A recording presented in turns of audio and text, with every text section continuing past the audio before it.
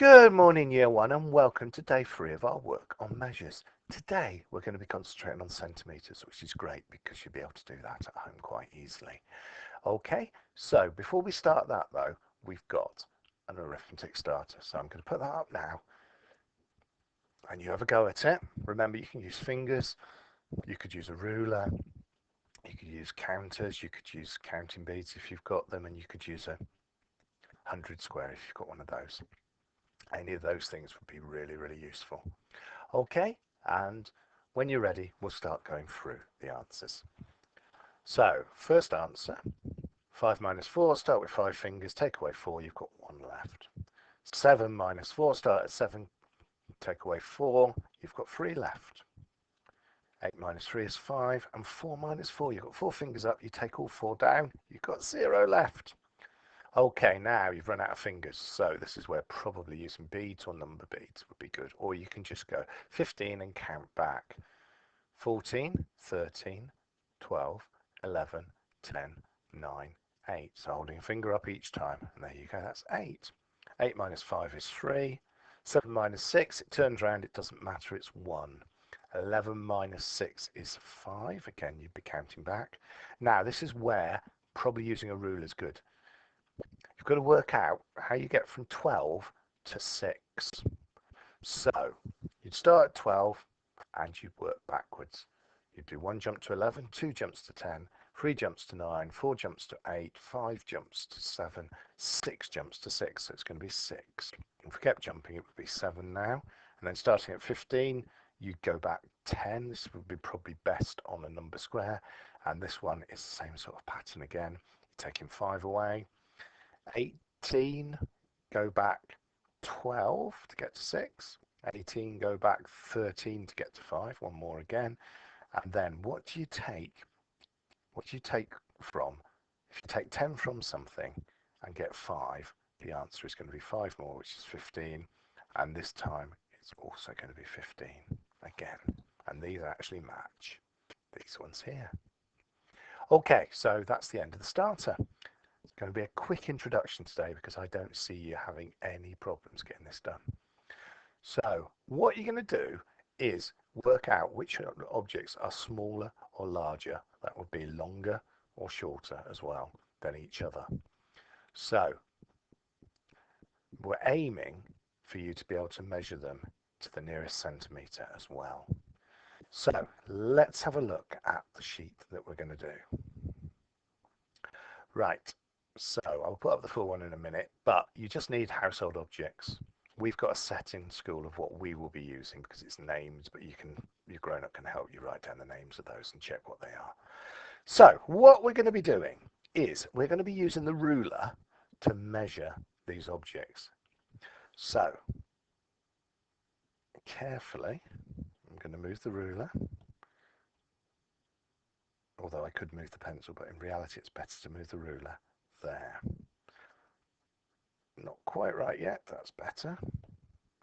Okay, so what is that to the nearest centimetre? It's all the way up to, but not quite reaching there. So it is 14. So that is 14, whoops, sorry. That is 14 centimetres. And what we would do is we would draw the pencil. Now, that's all well and good, but we're actually saying this is smaller than that. So I'm not sure we can do that yet. Because let's measure the other one and see if the rubber is actually bigger. We may need to do a bit of moving in a minute. Now the rubber is 6 centimetres. So is 6 centimetres smaller or larger than 14 centimetres? You're right, I've got this wrong. So we're going to move the pencil over here and say that that's 14 centimetres. And we're going to move the rubber here. So that's 6 centimetres because 6 centimetres is smaller than 14 centimetres. Now, you can use the same objects again.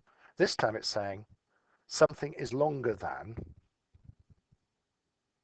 something else. So which is the longer object? Whoops, sorry about that. Which is the longer object? The longer object is the pencil. So that's going to go there. And which is the shorter object? That's right, it's the rubber now. Is that right? don't think it can be because it's saying the opposite. So let's get that right this time. It's like this. You've got to watch out, or Mr. Richards will get these things wrong. So now we're saying that the pencil, which is 14 centimeters, is longer than the rubber, which is 6 centimeters. Does that sound right? Brilliant. Well done. So here's your sheet. You can choose. You can either do just 3 or 4. Taller, shorter is measuring upwards, grown-ups. Smaller, longer is measuring across, but it really doesn't matter too much. And have a go at measuring things that are up to 30 centimeters tall and comparing them and drawing them. And I'm sure you're going to do brilliant with that. Okay, and once you finish that, there is a bit of a challenge to finish with.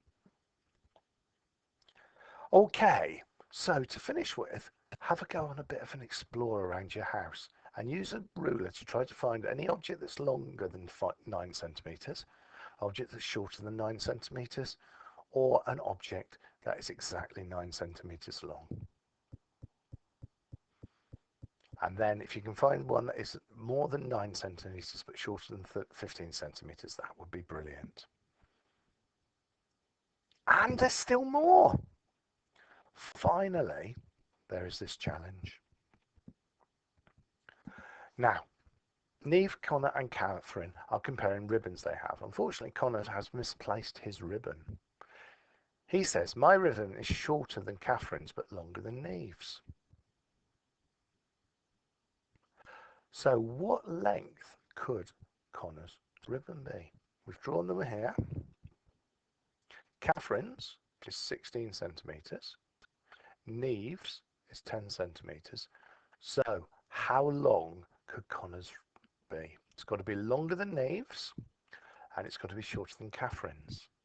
So it's got to be somewhere between 10 and 16. So it could be any of these answers. Does that make sense? You tell your grown-up what you think it is now.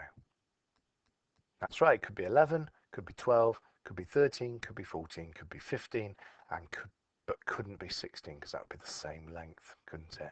Okay, and that is the end of today's maths lesson.